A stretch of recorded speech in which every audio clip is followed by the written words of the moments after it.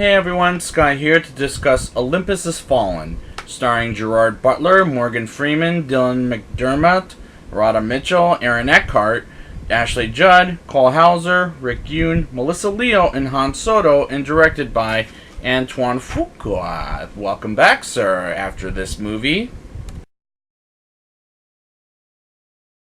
And some of you may be wondering, why am I watching a Gerard Butler action movie with explosions and such? Well, I didn't want to see this originally, but I got talked into it at one point, but I remember really enjoying it, to be honest. And do I still like it to this day? Let's get into the movie, shall we?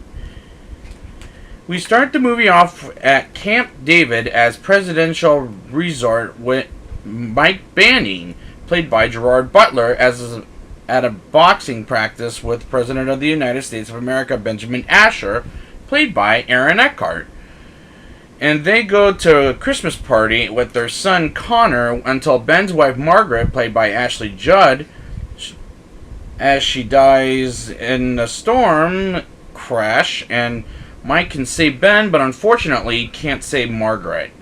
And I like these characters, and this opening scene is a fantastic and as a sequence. We're going to set up the two characters, Mike and Ben, as Mike becomes a disgraced Secret Service agent, and Mike will build up throughout the movie, and Ben is still the President of the United States of America.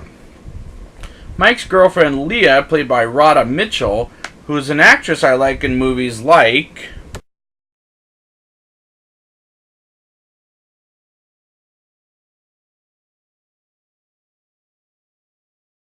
and I like her here as well. And Mike works for Secret Service Director Lynn Jacobs, played by Angela Bassett, from this movie. And she tells him what happened to Margaret wasn't his fault, and he believes it was. And I'm liking all this setup so far in Washington, D.C., which I've been there myself. It's a pretty damn cool place. Speaker of the House Alan Trumbull, played by Morgan Freeman, reunited with Aaron Eckhart after this movie. And I really enjoy his commanding presence as the Speaker of the White House, and he's usually very good in the movies. An unidentified aircraft led by North Korean leader Kang, played by Rick Yoon, who I'll be seeing him again in a couple more times in these two movies in two different series.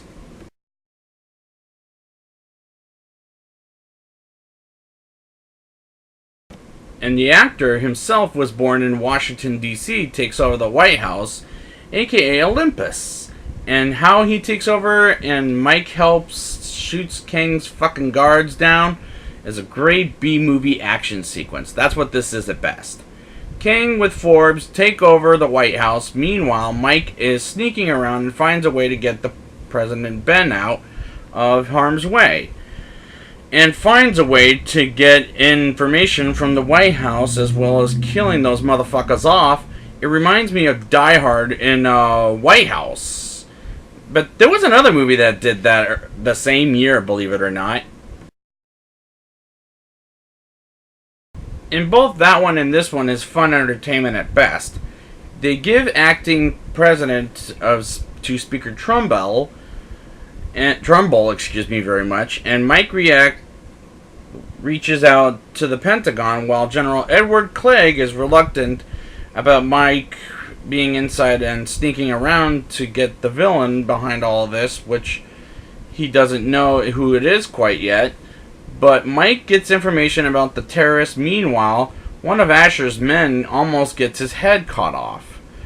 And this is a fun popcorn action movie with a lot of guts, and Antoine Fuqua does a pretty damn good job of making an intense, fun, and an explosive popcorn entertainment.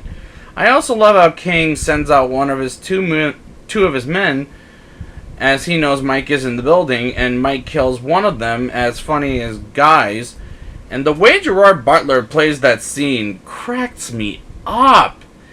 Mike does find Connor and gets him the hell out of there, and I like that scene with Mike as a hero. But there's more.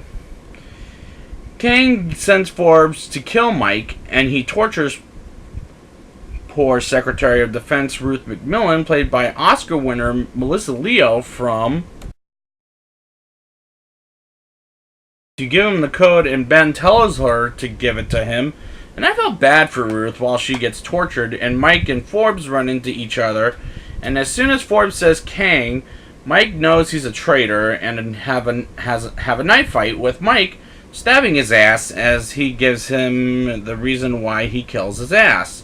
The torturing, and by his, I'm talking about Forbes' ass, and Mike kills him. The torturing scene was rather too intense, but the knife fight between Mike and Forbes was rather badass. General Clegg and Speaker Trumbull send in military force to come and waste the terrorist motherfuckers, but Mike tells them to abort the mission as the military force gets shot and killed by the terrorists.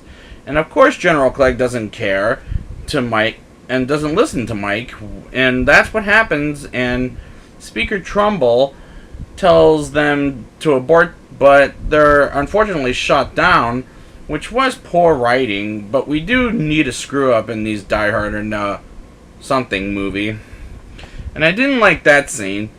Mike fucks with their video connection and sends Ruth outside, and Mike shoots a couple of terrorists and lets Ruth out and safe. But Kang gets away, but is still in the White House, and the Pentagon sends a helicopter to the White House, and it gets blown up, and they're led to believe Ben is killed. But Mike believes he's still inside, and I like the fake out, despite I don't like fake out scenes in movies in general. But this I was fine with. Kang does shoot Ben in the stomach, and Mike fights Kang with fists and knives, and Mike beats his ass by putting a knife in Kang's head, which was fucking brutal. Mike deactivates the bomb in the White House, and the president is alive but injured, and Mike comes back to work as a Secret Service agent with the president. Was very good of an ending for an action B-movie. Now it's time for the rating. I'll give this movie a 7.4 out of 10. This is a very thrilling B-movie with great action, suspense, and thrills, and I'm looking forward to what comes next to these Mike Banning adventures, because I haven't seen the next one since theaters, and I'm really looking forward to the new one too. So I'd like to thank you guys for joining me for this, and I will be back next week with Olympus Has Fallen. And until next time,